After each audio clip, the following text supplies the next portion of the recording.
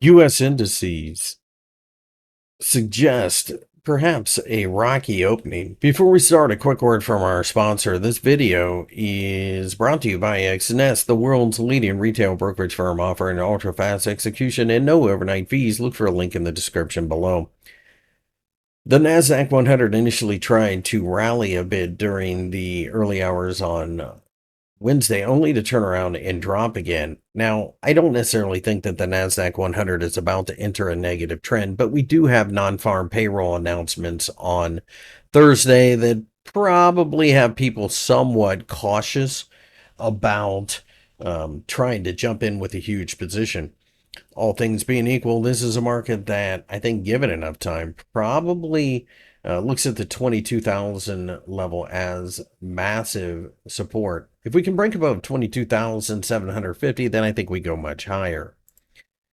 Dow Jones 30 looks a bit exhausted as well.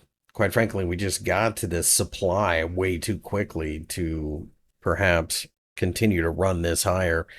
With that being the case, you've got a situation where traders are probably going to continue to see a lot of ugly behavior. But I also recognize that even if we do drop from here, the 43,500 level should be massive support. And that's assuming that we can even get there.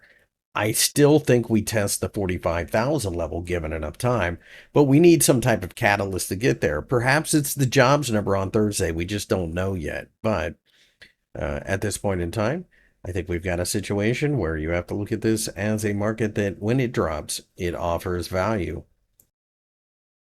The S&P 500 initially tried to rally, but has given back quite a bit of the gains. However, we are closer to support in the S&P 500 than we are the other indices, so it is very possible that perhaps we get a little bit of a pullback and then the S&P 500 leads us higher. The 6,150 level, I think, is important as it was previous all-time high.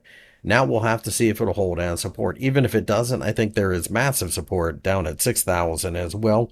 And again, this might just simply be the market taking a little bit of a breather late in the week as we are heading towards a holiday. And of course, we get those jobs numbers again on Thursday. My name is Chris. I work for FXEmpire. If you enjoyed the video, give me a thumbs up and subscribe to the channel for more analysis.